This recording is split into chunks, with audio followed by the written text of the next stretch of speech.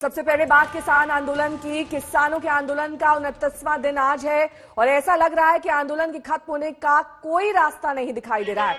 कल किसानों ने दो टूक ये कह दिया था कि सरकारी चिट्ठी पर वो बात करने के लिए तैयार ही नहीं है। किसानों को सरकार से ठोस प्रस्ताव चाहिए। किसानों के समर्थन में राहुल गांधी की अगुवाई में कांग्रेस सांसद राष्ट्रपति से आज मुलाकात करने वाले हैं। उधर देश के कई शहरों में किसानों का आंदोलन फैलता जा रहा है। तो लगातार किसान आंदोलन की आग देश भर में फैल रही है और आज एक अहम राजनीतिक डेवलपमेंट ये कि ज्ञापन लेकर राहुल गांधी पहुंचेंगे राष्ट्रपति भवन। इस ज्ञापन में लगभग 2 करोड़ हस्ताक्षर हैं, जिसमें किसान बिल का विरोध किया गया है।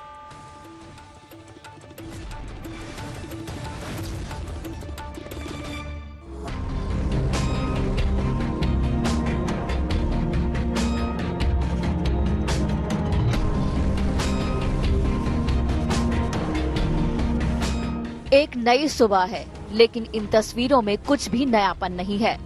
सिंघू और गाजीपुर बॉर्डर से पिछले 28 दिनों से कमोबेश एक ही जैसी तस्वीर सामने आ रही है। अन्नदाता के आंदोलन में सुलह का रास्ता नजर नहीं आ रहा। हट अच्छी नहीं होती, हट अच्छी नहीं होती ना फायदा हट दिखाने में, और सब कुछ करना पड़ जा अपना काम बनाने में।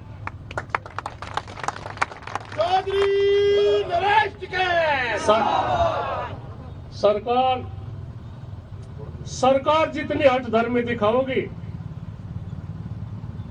इस संगठन को, किसानों के संगठन को इतना ही बल मिलता चला जाएगा।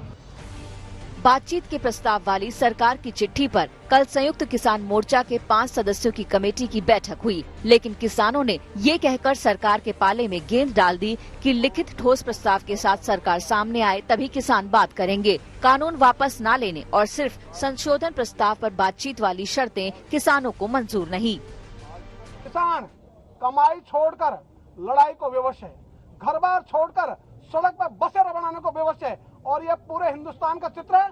आज चाहे कोई किसान घर में है, चाहे सड़क पर है, हर किसान आंदोलित है, सब किसानों का आंदोलन है। इसलिए सरकार जल्दी चेते और अन्नदाता कहते हुए भी इसके साथ ऐसा व्यवहार नहीं करे। सरकार गुमराह कर रही है कि हम तो किसानों की सारी बात मानने के लिए तैयार है, लेकिन किसान अपनी जिद पे अड़ गया। किसान बात ही नहीं कर रहा है। पहली बात तो उन्होंने जितने बार हमें बुलाया, हम उतने ही बार बात के लिए गए, और अब भी जब बुलाएंगे जरूर जाएंगे। हमने कभी इनकार ना तो किया है, ना हमारा करने का कोई राय है। एक बात। दूसरी बात, सरकार ये कह रही है कि ये कानून किसानों के पक्ष में है, किसानों की समझ में नहीं आ रही। जब सारे देश का किसान इनको नकार रहा है तो सरकार हमारे ऊपर जबरदस्ती क्यों थोपना चाहती है? इसके पीछे क्या राज है? हम अपना भला नहीं करवाना चाहते, सरकार जबरदस्ती क्यों कर रही है? वो चाहता है हम थक जाएंगे और ठंडा में आखिर में लोग चले जाएगा और आंदोलन इस तरह टूट जाएगा। मगर सरकार एक गलत फहमी कर रहे है। किसान ऐसा नहीं आया, किसान आज आया है कि वो अपना कुछ लेके ही जाएंगे। किसानों ने सरकार के पाले में गेंद डाल दी है। अब सारी नजरें सरकार पर टिक गई हैं। कल यानी पूर्व प्रधानमंत्री अटल बिहारी वाजपेयी के जन्मदिन पर पीएम नरेंद्र मोदी किसानों से फिर संवाद करेंगे। इस बार अवध के किसानों को पीएम मोदी नए कृषि कानूनों की खूबियां बताएंगे। इसके साथ ही उत्तर प्रदेश बीजेपी कार्यकर्ता केंद्रीय कृषि मंत्री नरेंद्र सिंह तोमर की चिट्ठी को लेकर घर घर जाएंगे। यही नहीं, प्रधानमंत्री मोदी 25 दिसंबर को पूरे उत्तर प्रदेश में 2500 किसानों के चौपाल के साथ जुड़ेंगे। बीजेपी पूरे प्रदेश में 2500 से ज्यादा जगहों पर किसानों से संपर्क का अभियान चलाएगी, जिसमें प्रधानमंत्री वीडियो कॉन्फ्रेंसिंग के जरिए जुड़ेंगे। 25 दिसंबर को जब सुशासन दिवस है, उस दिन 9 करोड़ किसानों को 18,000 करोड़ रुपया एक बटन दबाकर 2 घंटे के भीतर 9 करोड़ किसानों को उनके अकाउंट में ट्रांसफर किया जाएगा। कल पीएम मोदी किसान सम्मान निधि की 7वीं किश्त भी जारी करेंगे। किसान आंदोलन पर हैं। सरकार उन्हें मनाने की कोशिश कर रही है और अब बात विपक्ष की है। मुख्य विपक्षी दल कांग्रेस के सांसद आज सुबह राहुल गांधी की अगुवाई में विजय चौक से राष्ट्रपति भवन के लिए मार्च निकालेंगे। बाद में सांसदों के एक प्रतिनिधिमंडल के साथ राहुल गांधी राष्ट्रपति से मिलेंगे और 2 करोड़ किसानों के हस्ताक्षर वाली चिट्ठी उन्हें सौंपेंगे। यानी दिल्ली में एक और सियासी गहमागहमी की पूरी तैयारी है। आज तक ब्यूरो। हमारे दो संवाददाता इस वक्त तमाम जानकारी के साथ हमारे साथ जुड़ गए हैं। सिंघू बॉर्डर से जितेंद्र बहादुर सिंह है, वहीं गाजीपुर बॉर्डर से कुमार कुणाल है। सबसे पहले जितेंद्र का रुख करते हुए, जितेंद्र, अब तक हमने ये देखा है कि कोई भी बड़ा विपक्षी दल का नेता इस किसान आंदोलन से सीधे तौर पर नहीं जुड़ पाया है। किसान ऐसा चाहते भी नहीं, उनका कहना है कि ये हमारी लड़ाई है, किसी भी तरह की राजनीति इसमें ना हो। लेकिन आज हमने ये देखा है कि राहुल गांधी पैदल मार्च करने वाले हैं, राष्ट्रपति भवन हो जाएंगे, ज्ञापन सौंपेंगे। इसको किस तरीके से देख रहे हैं वहां के किसान? देखिए, किसानों का साफ तौर पर यह कहना है कि ये उनका खुद का मामला है और ये सरकार से सीधे संवाद करना चाहते हैं। लेकिन पॉलिटिकल पार्टी, जहां इससे पहले बात हो पूरे देश में किसान जो आंदोलन चल रहा था उसके लिए पॉलिटिकल पार्टीज ने समर्थन किया था, वहीं दूसरी तरफ अलग अलग पॉलिटिकल पार्टीज ने इससे पहले भी राष्ट्रपति से मुलाकात की थी। अब कांग्रेस पार्टी की तरफ से भी मुलाकात किया जा रहा है।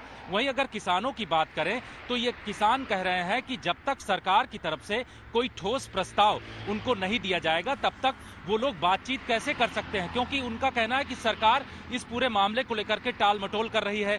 किसानों का ये कहना है, जो किसान मोर्चा है उनकी तरफ से ये कहा गया कि सरकार दूसरे जो संगठन हैं उनसे बातचीत करके इस पूरे मामले को लटकाने और भटकाने की कोशिश कर रहे हैं। तो किसान इस बात को लेकर के नाराज भी हैं और उनका ये कहना है कि अगर बातचीत करना है तो कोई ठोस एजेंडा होना चाहिए जिसके आधार पर बातचीत किया जाए।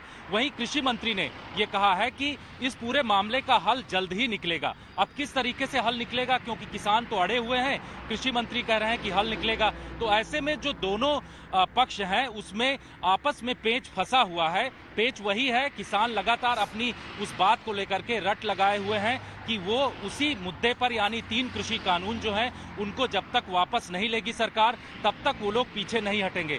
तो ऐसे में ठीक है, लौटेंगे मैं आपके पास जितेंद्र। कुमार कुणाल हमारे संवाददाता भी तमाम जानकारी के साथ जुड़े हुए हैं। कुमार, ये कहा जा रहा है कि 12 बजे डिजिटल प्रेस कॉन्फ्रेंस होने वाली है।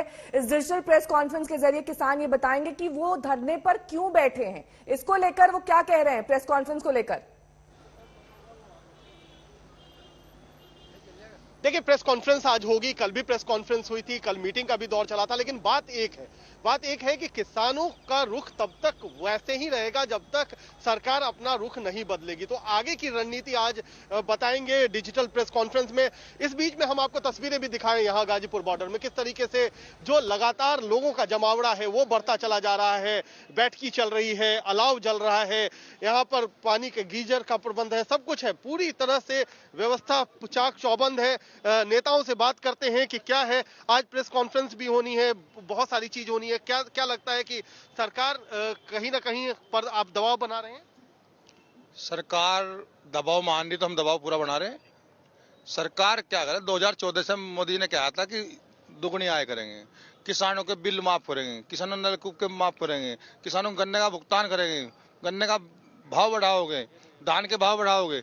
7 साल में मोदी सरकार ने, बीजेपी सरकार ने कुछ नहीं करा, कुछ नहीं करा। इसीलिए ये पूरा जो आंदोलन है वो रफ्तार पकड़ रहा है। क्या है, आप लोग कहां से आए? हापुड़ से। तो आज जो सरकार कह रही है कि आप बात करने को तैयार नहीं है, यहाँ बैठे हुए हैं, तो क्या आपको लगता है बात का रास्ता निकल नहीं रहा है? बात का रास्ता वो निकालेंगे टिकैत जी, हमारे बस के, हम तो फौज हैं। तो ये किसान फौज की तरह है और कह रहे हैं क्या कि जो नेता हैं वो आगे की बातचीत करेंगे। आज प्रेस कॉन्फ्रेंस भी 12 बजे करेंगे, ये भी बताएंगे कि आगे क्या कुछ करना है। पूरी एक रणनीति तैयार है तारीखवार तरीके से। कल जो है हरियाणा में जो तमाम विधायक हैं जो बीजेपी को समर्थन दे रहे हैं या बीजेपी के विधायक हैं उनका घेराव करने की रणनीति है। उसके बाद मन की बात जब कार्यक्रम होगा प्रधानमंत्री का तो उस समय थाली बजाने की रणनीति है। तो अलग अलग रणनीतियों पर काम किया जा रहा है और आगे किस तरीके से आंदोलन बढ़ेगा उसकी रूपरेखा आज पूरी प्रॉपर तरीके से। बहुत बहुत शुक्रिया इस तमाम जानकारी के लिए आपका। कुमार कुणाल हमारे संवाददाता जितेंद्र बहादुर सिंह बता रहे थे किस तरीके से आगे की रणनीति पर अब बातचीत कर रहे हैं किसान नेता। बात अब पश्चिम बंगाल की करेंगे क्योंकि विधानसभा चुनाव की तरफ बढ़ते पश्चिम बंगाल का आज एक और अहम दिन है। दरअसल आज पश्चिम बंगाल में 2 अहम घटनाक्रम है। पीएम मोदी विश्व भारती विश्वविद्यालय के शताब्दी समारोह में शिरकत करेंगे वर्चुअली और संबोधन भी होगा।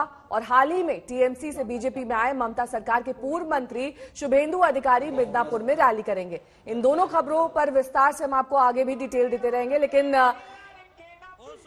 आपको ये दिखा दें दो तस्वीरें किस तरीके से आज शुभेंदु अधिकारी की रैली है। अमित शाह की मौजूदगी में उनकी पार्टी में एंट्री कराई गई थी। ये एक अहम घटनाक्रम पश्चिम बंगाल में हमने देखा था और अब ये 4 तस्वीरें बयान कर रही कि कैसे अब नॉर्थ 24 परगना आज खबरों का केंद्र बना रहेगा।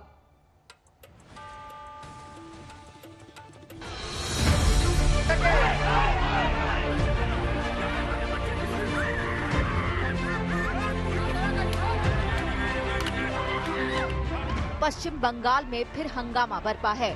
दमदम इलाके में आक्रोश भड़का है बीजेपी कार्यकर्ता पर कल शाम हुए कथित हमले को लेकर। बीजेपी का आरोप है कि टीएमसी कार्यकर्ताओं ने उनके पार्टी कार्यकर्ता पर हमला बोला। बीजेपी नेताओं के मुताबिक दमदम नगर निगम के बकुलताला इलाके में बीजेपी की नुक्कड़ सभा थी। इसकी अनुमति भी ली गई थी, लेकिन टीएमसी कार्यकर्ताओं ने बत्तियां बुझा दी और उनकी सभा को बाधित किया। इसी पर हंगामा बरपा और बीजेपी के मुताबिक उनके 15 कार्यकर्ता जख्मी हुए हैं। घायल कार्यकर्ताओं को बीजेपी महिला मोर्चा की प्रदेश अध्यक्ष अग्निमित्रा पाल अस्पताल लेकर पहुंची और टीएमसी पर जमकर हमला बोला। আমরা কালকেই এই সমস্ত 3-4টে মণ্ডল যেগুলো আছে আশেপাশে সবাইকে নিয়ে ঠিক ওই জায়গাতে যেখানে আমাদের কার্যকর্তাদের মারা হয়েছে, আমাদের বোনেদের ওপর প্রাইভেট পার্টসে হাত দেওয়া হয়েছে, জামা কাপড় ছিঁড়ে দেওয়া হয়েছে, মাথায় মারা হয়েছে, সেইখানে আমরা পথসভা করব, সেইখানটাতেই করব, র্যালি করে গিয়ে সেইখানেই সভা করব। ताजा हिंसक संघर्ष पिछले कई महीनों से जारी हिंसक झड़पों की एक कड़ी है। मिदनापुर में टीएमसी से बीजेपी में शामिल हुए शुभेंदु अधिकारी के समर्थकों और टीएमसी के लोगों में झड़प हुई थी। ये झड़प ऐसे वक्त में हुई थी जब आज अपने गढ़ मिदनापुर में शुभेंदु रैली करने वाले हैं। बीजेपी में शामिल होने के बाद शुभेंदु की ये पहली रैली है।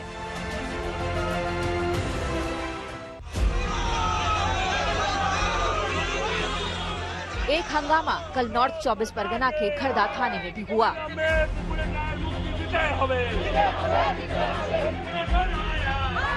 ये तस्वीरें देखिए, खरदा थाने के बाहर बवाल मचा हुआ है। दरअसल खरदा पुलिस ने बीजेपी के एक कार्यकर्ता को कथित रूप से रिवॉल्वर के साथ पकड़ा था। ये खबर लगते ही बड़ी तादाद में बीजेपी कार्यकर्ता थाने पहुंच गए और जमकर हंगामा काटा। जब बीजेपी कार्यकर्ता नहीं माने तो उन्हें तितर बितर करने के लिए पुलिस ने लाठीचार्ज कर दिया। बाद में बैरकपुर से बीजेपी सांसद अर्जुन सिंह खरदा थाने पहुंचे और पार्टी कार्यकर्ताओं से मुलाकात की। उन्होंने कहा कि बंगाल में तालिबानी शासन चल रहा है। पश्चिम बांगला तालिबानी शासन चलছে। तालिबानीদেরকে দায়িত্ব দেওয়া হয়েছে এখানে যারা রাষ্ট্রবাদী শক্তি আছে তাদের উপরে হামলা করা, তাদেরকে মিথ্যা মামলা দেওয়া যায়, তাদের উপরে কেস করা যায়। আজকে দেখেছেন ইতিমধ্যে সুপ্রিম কোর্টে দ্বারস্থ হয়েছে, বাংলার থেকে পিআইএল হয়েছে কি পশ্চিম বাংলা মানুষের খুন হচ্ছে, মানুষের উপরে অত্যাচার হচ্ছে, পুলিশ মুখ দর্শক হয়ে দেখছে। ये तस्वीरें उत्तरी 24 परगना के तालबंडा इलाके की हैं। यहाँ भी बीजेपी कार्यकर्ताओं में वही आक्रोश नजर आ रहा है।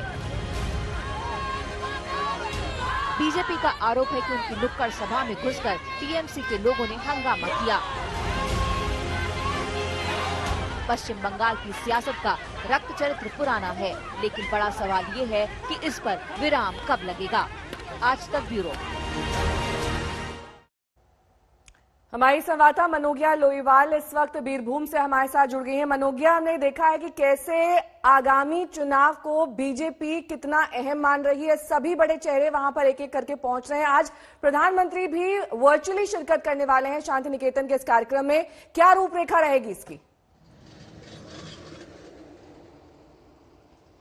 11 बजे के आसपास ही ये कार्यक्रम शुरू होगा। 10 बजे पहले तो वीसी बाकी सबसे मुलाकात होगी, वो भी वर्चुअल होगा। लेकिन ये महत्वपूर्ण है कि अभी तक प्रधानमंत्री नरेंद्र मोदी ने पश्चिम बंगाल में ये विश्व भारती यूनिवर्सिटी में उन्हें आना था, लेकिन कोरोना काल के कारण 100 वर्ष पूरे होने पर आज ये वर्चुअल संवाद स्थापित करेंगे। बहुत महत्वपूर्ण है क्योंकि जहां एक और एएमयू जेएनयू के बाद अब ये पहला मौका होगा जब वो संवाद स्थापित करेंगे छात्रों से।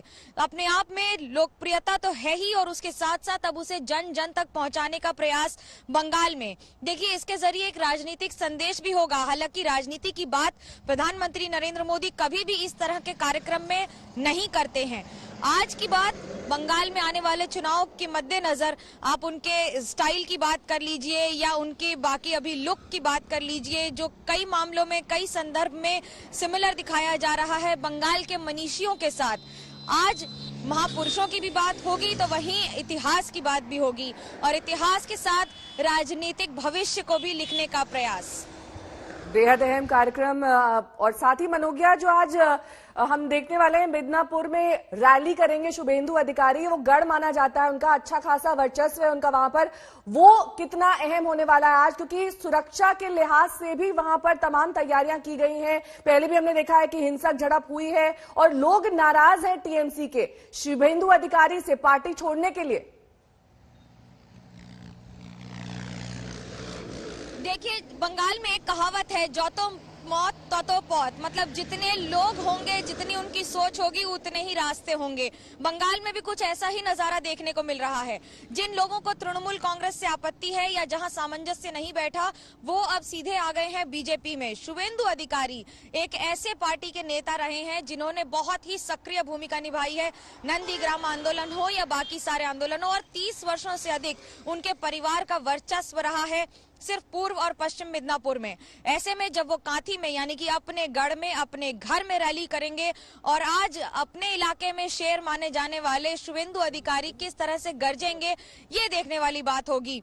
अभी तक जितनी भी रैलियां हुई हैं वो आसपास हुई हैं या फिर लोगों के साथ हुई हैं। अभी उन्होंने जो संवाद किया है लोगों के साथ, वो हमेशा अमित शाह के साथ किया है, उनके साथ स्टेज पर या बाकी नेताओं के साथ।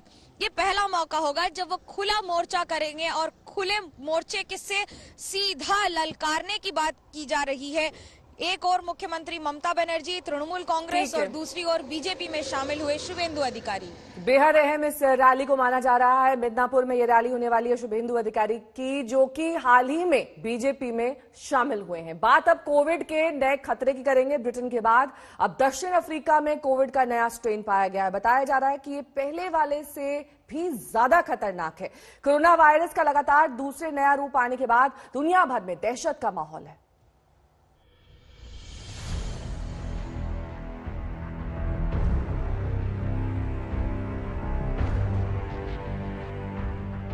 दुनिया में आया कोविड का नया खतरा। कोविड के एक और स्ट्रेन का खुलासा। इस बार दक्षिण अफ्रीका में आया नया स्ट्रेन। अब तक दुनिया भर के डॉक्टर्स ब्रिटेन में पैदा हुए कोरोना के स्ट्रेन का ही तोड़ निकालने में लगे थे, पर एक और खतरा अब मुंह बाए सामने खड़ा है। ब्रिटेन के स्वास्थ्य मंत्री मैट हैकॉक ने कल ये कहकर खलबली मचा दी कि दक्षिण अफ्रीका से कोरोना वायरस का नया स्ट्रेन सामने आया है। We've detected 2 cases of another new variant of coronavirus here in the UK. Both are contacts of cases who have travelled from South Africa over the past few weeks. हालांकि दक्षिण Africa के स्वास्थ्य विभाग ने पिछले हफ्ते ही कहा था कि कोरोना वायरस का नया प्रकार सामने आया है, लेकिन तब इसे बहुत गंभीरता से नहीं लिया गया था। ब्रिटिश स्वास्थ्य मंत्री हैकॉक के मुताबिक कोविड का दक्षिण अफ्रीका वाला अवतार कहीं ज्यादा खतरनाक है और ये तेजी से फैलने। नए साल से पहले जहां कोरोना वायरस को लेकर लोगों के मन में डर और दहशत है, वहीं भारत के लिए एक अच्छी खबर है। माना यह जा रहा है कि अगले हफ्ते भारत में ऑक्सफोर्ड एस्ट्राजेनेका की वैक्सीन को इमरजेंसी इस्तेमाल की इजाजत मिल सकती है।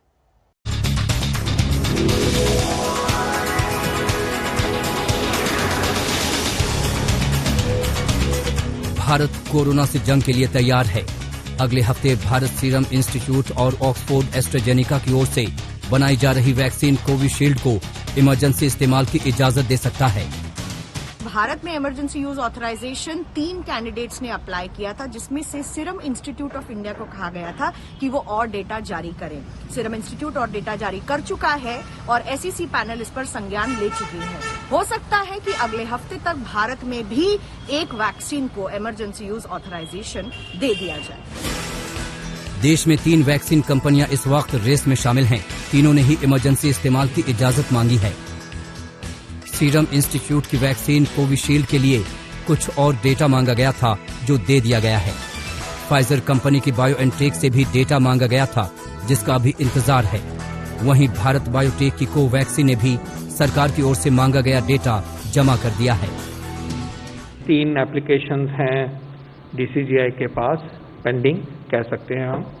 फाइजर की है और सीरम इंस्टीट्यूट की है और भारत बायोटेक की है। फाइजर अपना डेटा अभी नहीं प्रेजेंट किया है उन्होंने, बाकी 2 कंपनीज ने डेटा प्रेजेंट किया था और उनसे और डेटा मांगा गया था। इन सब के बीच अच्छी खबर यह है कि बायोएनटेक वैक्सीन बना रही फाइजर कंपनी ने दावा किया है कि उसकी वैक्सीन कोरोना वायरस के नए स्ट्रेन पर भी कारगर होगी। वहीं दिल्ली एयरपोर्ट पर वैक्सीन की पहली खेप आने की खबर के बाद तैयारियां जोरों पर हैं। हम इस वक्त दिल्ली इंटरनेशनल एयरपोर्ट के कार्गो फैसिलिटी के अंदर खड़े हैं और जो टेम्परेचर इस वक्त यहाँ पर है वो -20 डिग्री सेल्सियस है।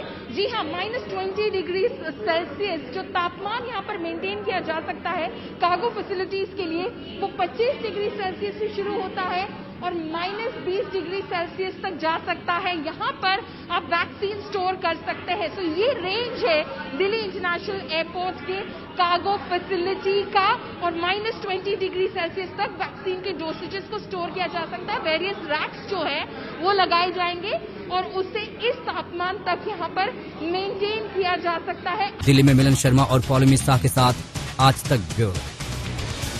2 दिन पहले अंबाला में हरियाणा के सीएम मनोहर लाल खट्टर के काफिले को रोकना किसानों पर भारी पड़ सकता है। इस मामले में पुलिस ने 13 किसानों के खिलाफ धारा 307 के तहत मामला दर्ज किया है। अन्य धाराएं भी लगाई गई हैं। आपको ये बता दें कि निकाय चुनाव के प्रचार के सिलसिले में मंगलवार को जब सीएम खट्टर अंबाला पहुंचे तो किसानों ने उनके काफिले को घेर लिया था। इस दौरान किसानों और पुलिस के बीच में हाथापाई भी हुई थी और अब मामला 13 किसानों के खिलाफ दर्ज किया गया है। धारा 307 लगाई गई है, कई अन्य धाराएं भी लगाई हैं।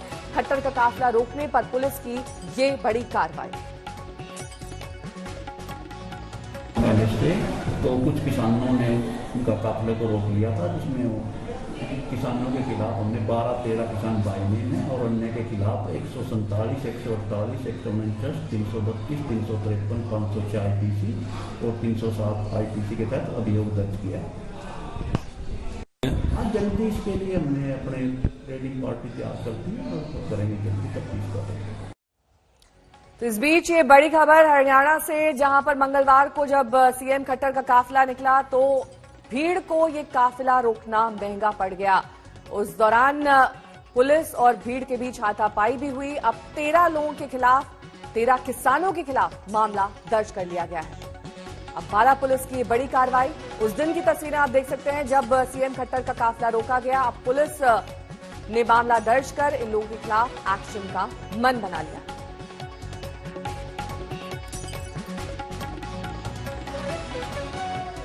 बात अब राम मंदिर की करेंगे। राम मंदिर के निर्माण में जो अड़चन आई थी उसे काफी हद तक दूर कर लिया गया है। चंपत राय के मुताबिक राम मंदिर की नींव का काम जनवरी से शुरू हो जाएगा और श्री राम जन्मभूमि तीर्थ क्षेत्र ट्रस्ट के महासचिव चंपत राय के मुताबिक सरयू नदी के बहाव से मंदिर की नींव को नुकसान ना हो, इसके लिए जमीन के नीचे एक दीवार का निर्माण किया जाएगा। गौरतलब यह है कि मंदिर के बुनियाद के लिए जो पिलर डाले गए थे वो टेस्टिंग में फेल हो गए थे।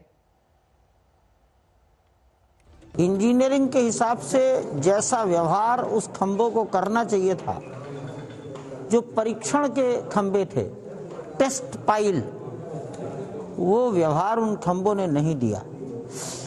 उसके रिजल्ट, उसके परिणाम जैसे होने चाहिए थे मशीन पर, वैसे नहीं आए।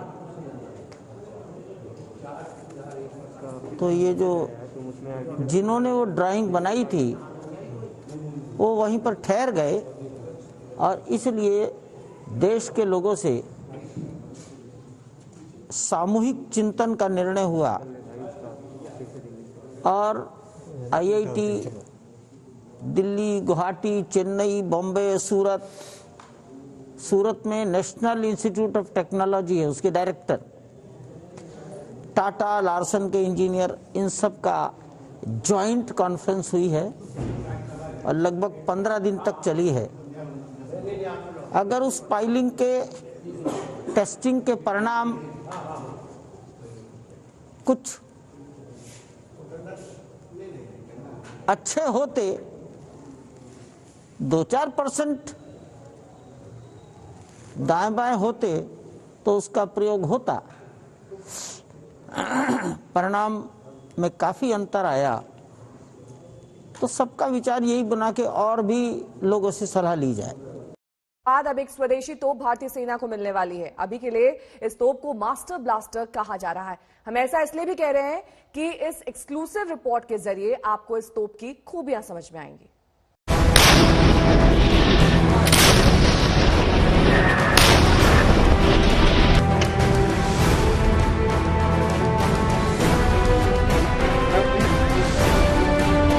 आज हम आपको आज तक पर एक्सक्लूसिव एक ऐसी हावित्जर तोप की फायरिंग दिखाने जा रहे हैं जो दुनिया में सबसे लंबी दूरी तक फायरिंग करती है। ये गन सबसे शक्तिशाली गन रहेगी। इस क्लास में 155 क्लास में सबसे शक्तिशाली गन रहेगी, क्योंकि इसकी रेंज और एक्यूरेसी बहुत अच्छी है। 48 किलोमीटर की मारक क्षमता के साथ इस हावित्जर तोप में जब 55 किलोग्राम का गोला दुश्मन पर वार करता है तो सिर्फ तबाही नजर आती है। और दुनिया में पहली बार ऐसा हुआ है कि इस गन ने 48 किलोमीटर की रेंज दी है। एक साथ 2 हावित्जर तोप की लाइव फायरिंग आपको यहाँ पर दिखा रहे हैं। भारत में जब भी तोपों की बात होती है तो करगिल युद्ध में दुश्मन पर आग उगलती मेड इन स्वीडन बोफोर्स तोप की याद आती।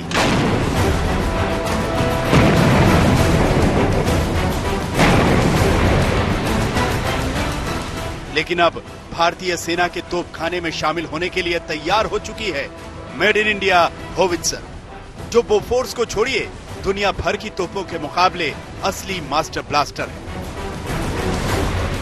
और यह बात सिर्फ कहने की नहीं बल्कि महसूस करने की है। आपको डीआरडीओ की नई अटैक हावित्जर तोप की लाइव फायरिंग दिखा रहे हैं। काउंटडाउन शुरू।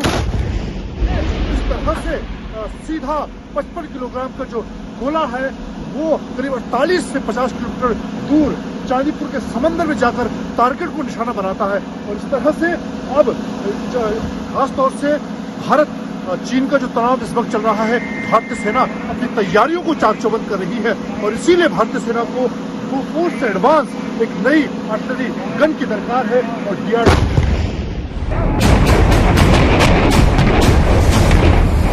बोफोर्स तोप के बाद भारतीय सेना के तोपखाने में कभी कोई नई तोप नहीं आई, लेकिन देर आए दुरुस्त आए वाली कहावत इस संपूर्ण स्वदेशी advance towed artillery gun system पर एकदम सटीक बैठती है। 48 किलोमीटर तक टारगेट को हिट करने में सक्षम, खुद 25 किलोमीटर प्रति घंटे की रफ्तार से मूव करने की काबिलियत और 55 किलोग्राम तक के गोलों से सटीक निशाने लगाने का दम। मेड इन इंडिया ATAGS तोप पाकिस्तान बॉर्डर पर पोखरन के रेगिस्तान से लेकर चीन बॉर्डर पर सिक्किम की बर्फीली चोटियों पर तक अपनी ताकत का ट्रेलर दिखा चुकी है। हम आपको इस हावित्जर तोप की मारक क्षमता से रूबरू करवाते हैं। 48 किलोमीटर दूर तक ये तोप निशाना साध सकती है। ये इसके गोले रखे गए हैं। 48 किलोग्राम वजन के ये गोले दुश्मन के किसी भी बड़े से लेकर छोटे ठिकाने को आसानी से नेस्तनाबूद कर सकते हैं। कंक्रीट के बड़े बंकर से लेकर छोटे से बड़े दुश्मन के किसी भी बेस को ये आसानी से नेस्तनाबूद कर सकते हैं। और अगर इसकी अब तक की मारक क्षमता की बात करें तो न सिर्फ यहाँ बालासोर बल्कि राजस्थान की तपती हुई गर्मी के अंदर भी से लेकर चीन से लगने वाली सिक्किम सरहद पर अब तक 2000 से ज्यादा गोले ये हावित्जर तोप दाग चुकी है। सारे पैरामीटर जो गन के होते हैं मैंने आपको जो लिस्ट करवाए हैं, accuracy, consistency, rate of fire, range और मोबिलिटी, इन सारे पैरामीटर, सारे मापदंडों पे ये सबसे आगे उभर के आई है गन। तो डेफिनेटली मतलब आप यदि फ्यूचर के 10 साल देखेंगे या 20 साल देखेंगे, ये गन बहुत उभर के सामने आने वाली है। इस advance towed artillery gun system यानी ATAGS अटैक्स को DRDO ने डेवलप किया है, जिसे 2 प्राइवेट कंपनियों भारत फोर्स और टाटा एडवांस सिस्टम लिमिटेड ने मिलकर बनाया है। भारतीय सेना को इस समय कुल करीब 1800 तोपें चाहिए और भारत की तैयारी तोपों की इस कमी को इस होवित्जर तोपों के जरिए पूरा करने की है, जो बोफोर्स से 1000 गुना बेहतर है और सबसे बढ़कर आत्मनिर्भर भारत की ब्रांड एम्बेसडर भी। तो बोफोर्स में रेंज कम है और इलेक्ट्रो हाइड्रोलिक ड्राइव टेक्नोलॉजी पे बनी हुई है और बोफोर्स का काम 1985 से लेके मैं कहना चाहता हूँ कि 2005-2010 में ख़त्म हो चुका है और अभी देश को ऐसे गन्स की ज़रूरत है जो ज़्यादा डीप स्ट्राइक कर सके, लॉन्ग रेंज तक जा सके और ज़्यादा एक्यूरेट हो, प्रिसाइज हो और नए प्लेटफॉर्म पे बिल्ड हो। तो ये गन उन सारी चीज़ों को कंबाइन करती है। भारतीय सेना को अगले 2 साल के अंदर 200 ATAGS तोपें मिल जाएंगी, जिन्हें भारत चीन से लगते बॉर्डर पर अरुणाचल प्रदेश और लद्दाख में ऊंची चोटियों पर तैनात किया जा सकता है, जहां ये तोप कैसे दुश्मन के इरादों पर गोले बरसा सकती है, इसका ट्रेलर एक बार फिर देख लीजिए। आने वाले दिनों में भारतीय सेना को ऐसी 1600 से ज्यादा तोपों की जरूरत पड़ेगी, खासतौर से चीन और पाकिस्तान के खिलाफ ऊंचाई वाले इलाकों में। और इस वक्त जिस तरह से चीनी सेना के साथ भारतीय सेना का तनाव लगातार आगे बढ़ रहा है, उसे देखते हुए भारतीय सेना को इस तोप की सख्त दरकार है। खासतौर से लंबे समय से भारतीय सेना बोफोर्स तोप की जगह पर ऐसी लंबी दूरी की मार करने वाली तोप की तलाश कर रही थी। कैमरामैन संजय चौधरी के साथ मंजित नेगी, बालासोर, आज तक।